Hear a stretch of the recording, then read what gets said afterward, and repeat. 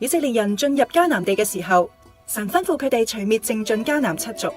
迦南七族代表仇敵對人生命唔同層面嘅攻擊。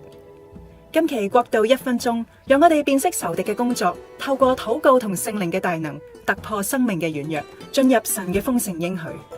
革迦撒人嘅靈所代表嘅生命軟弱，悖逆、敵對、不順服權柄。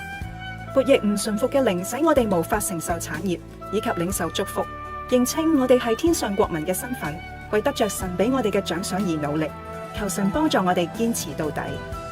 得勝武器，主嘅愛，順服權柄，受教嘅心同能聽嘅耳朵。亞摩利人嘅靈所代表嘅生命軟弱，說惡言，出言咒詛，自誇。當我哋口出惡言，代表我哋心裏有唔饒恕、仇恨同不滿。我哋應該從言語裏邊反省自己，求聖靈拆毀生命中嘅堅固營壘，使我哋可以勝過軟弱。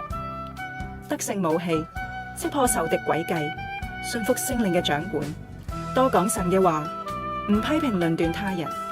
耶布斯人嘅靈所代表嘅生命軟弱，定罪、控告、迷惑眾人，挑撥分裂。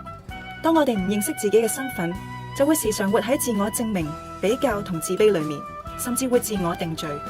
我哋要扎根喺基督裏面嘅身份，勇於面對自己，揾到自己喺神國裏面嘅位置同命定。得勝武器，認識神同真理，面對冒犯選擇饒恕，宣告合一，彼此順服，定意持守真道。